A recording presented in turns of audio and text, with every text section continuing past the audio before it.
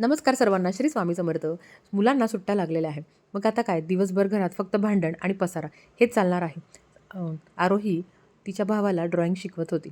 इकडे स्वामी पाणी पित होता आणि त्याला फक्त बाटलीतच पाणी प्यायचं असतं. आज जेवणासाठी वांगे बटाट्याची भाजी आणि चपात्या केल्या होत्या.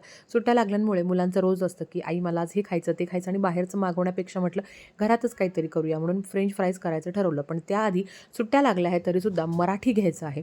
मराठी जोडशब्द लिहिता वाचता व्यवस्थित आले पाहिजे असं आमचं टार्गेट आहे. तसं तर तिला मराठी शब्द जमता, पण तरी पण कॉन्व्हेंटला असल्यामुळे थोडंसं मराठी कच्चं नको राहिलं असं मला भीती आहे. कारण कितीही काही म्हटलं तरी मराठी आलीच पाहिजे आणि ती व्यवस्थितच आली पाहिजे.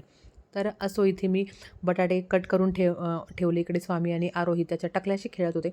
तर बटाटे मी 70-80% व्यवस्थित शिजवून घेतले. नंतर ते एका कोरड्या कपड्यांवर वाळत घातले. वाळत घातल्यावर थोडासा टिश्यू पेपरने साफ केले आणि त्यांना घेऊन बाहेर फिरायला गेले. चक्कर मारली.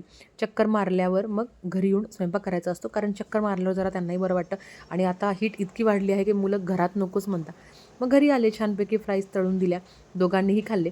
खरं तर हा माझा मिनी व्लॉग आहे आणि मी दुसऱ्या चॅनलवर टाकत असते, पण म्हटलं आता ह्या चॅनलवर टाकत जाऊ. तुम्हाला आवडतं आहे का मला नक्की कमेंट करून सांगा. आणि हो, फ्राईज खूप छान झाले होते.